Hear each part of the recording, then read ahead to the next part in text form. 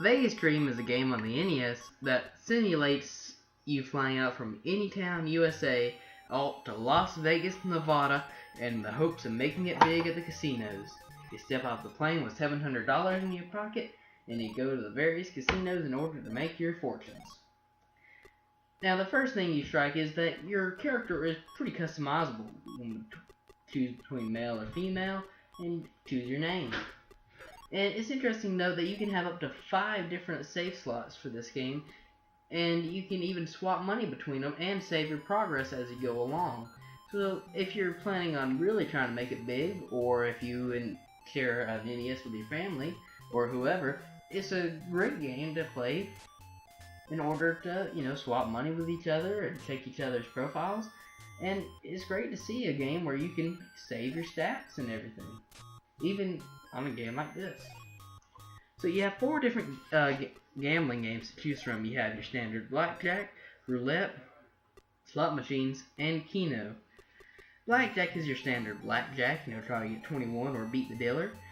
Roulette, choose what you want to bet on and watch the little ball go round and round. Slot machines are definitely the worst game in my opinion to play, because there's absolutely no skill that goes into it and 100% luck. Unlike blackjack or roulette, where you can have kind of a bit of checking it out, scoping it out, see how you want to play it, especially on blackjack, the slot machines are 100% on the luck of the slot. There's no chance for you screwing up. It all goes to the computer if you don't win big. And finally, Keno, which is an interesting addition.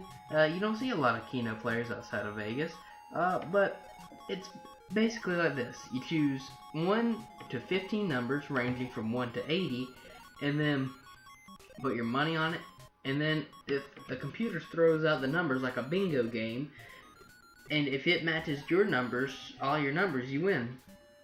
Now, I find this kind of hard, especially since you have to match all your numbers when in real Keno, at least the ones we play around here. You have to match only a certain amount of numbers, and after that, it's just icing on the cake for your winnings. However, here you have to match all your numbers. So I usually only try to do 1 or 2 numbers, but if you think you can really make it big, try to go in for all 15 numbers, and that's probably the way you're going to make it big in Vegas if you do. Each of the games has a great little animation to go with it.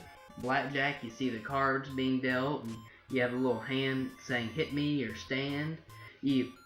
In roulette, you see the ball going round and round. In slot machines, you watch pulling the slot and everything. And in Keno, you watch the numbers being thrown out. It's not a lot, but it's just a nice little animation to keep you entertained. And it's a nice little afterthought. So, detail that even some casino games today don't have. Also, visually speaking, the game looks great. I love the cartoony style to it, and just the way it looks, like, well done.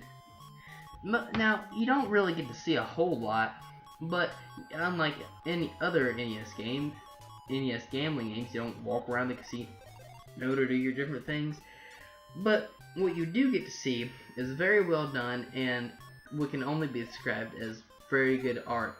As most time you're not watching a animation, sometimes you're just watching a still picture, but it still looks really good. However, probably the selling point for this game is definitely the random events. These things can pop up at any moment and just keep you on your toes. They usually they have 2 choices, yes or no usually, and the effects of them can be either positive or negative. Some of these things can be like, can you make change for a 5, or would you like to go see a show? Can you lend me some money? Things like that.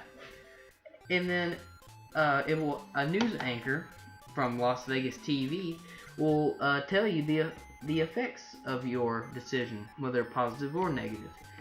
And every different choice usually involves if it's positive or negative for your wallet. Now, if I was to have one complaint with this game, it would definitely be the freaking passwords. It's really cool that you can save your progress and all, but is it really worth it when your passwords are like that? I mean, literally, have to keep a code book for these different things. But why does it have to be so complicated? Why can't it be like 1, 2, 3, 4 or something like that? You know, keep it to like a 5, 4, or 5 number system.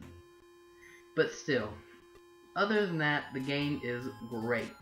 Like I said, the games are fun to play. The random events just spice up the game so well. And it's just everything about this game is just great. Overall, I definitely recommend picking up Vegas Dream for the Nintendo Entertainment System, as I give it a 9 out of 10, and I would say pay up to $10 for this game. Thank you for watching. This is Retro Renegade signing out. See ya.